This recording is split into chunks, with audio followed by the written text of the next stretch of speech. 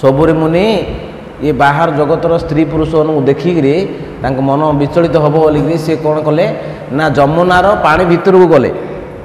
पानी भितर रहीकि जल भितर बुड़ीकी तपस्या कले बाहर दृश्य न देखा पाइली हेले कौन है अवस्था गरुड़ पक्षी आसला कौटिकी वृंदावन आसिकी तो आधार कौन माछ सी आसिक गोटे माछुरी बड़ माछ गोटे खाईदेला धरिकी ऊपर सी उठिकी कहला ए गरुड़ सावधान माछ खाइबनी ये सी कहले मोर तो आधार मु माछ खाए मु न खाई बंची पारे मोर तो आधार से मेडिकी गोटे माछ धरी पड़ेला जिन माछ धरी पड़ेला ये पूरा रागिगले सबुरी मुनि क्रोध रागी अभिशाप देदेले क्या गरुड़ को कौन अभिशाप देले ना तमें वृंदावन आसी तुम मृत्यु हो केते बड़ अभिशाप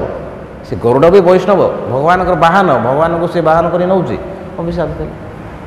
तुम सीना अभिशाप देदेल परिणामटा कौन हम तुम जान कि जाना से गरुड़ा को आसिले से गोटे माछ बचाई गरुड़ा को विताड़ित करदे अवस्था कौन है ना गरुड़ जो से जगह आसला बोलिकी खबर मिलला क्या जो सर्प जो भगवान कालियो कालियो नाग खबर मिलला से कालियो नाग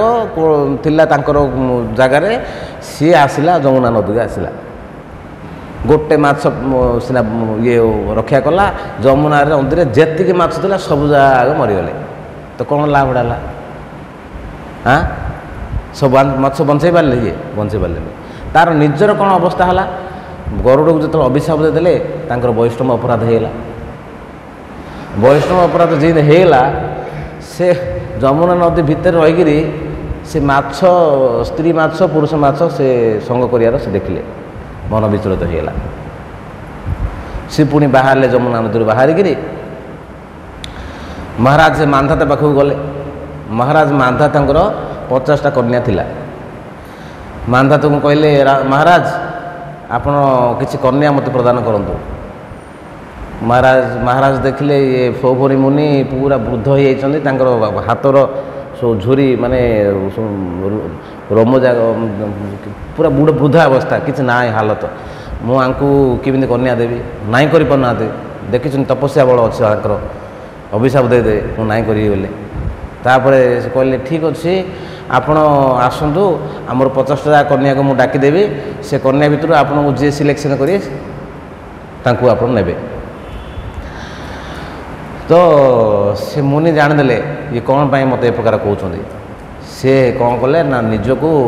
बहुत सुंदर युवक करदे जोग शक्ति अच्छी ना से जोग शक्ति बेले बहुत सुंदर युवक करदे गले कन्या पाखु 50टा कन्या बाहगले एत सुंदर होगले से निज सब जगह कन्या बाहर 50टा कन्या गोटे गोटे महल करदे जोग शक्ति अच्छी समस्त गोटे गोटे महल कले समस्त बहुत संतान है सब है तो लाभटा कौन है तुम तो मन तो तुम कथा शुणिलानी ना मन डिस्टर्ब हो गला भगवान पाखु कनेक्शन कटिगला भगवान पाखु कनेक्शन कटिकी तुम संसार हजार संसार हम करदेला तो लाभटा कौन है मिलले कौन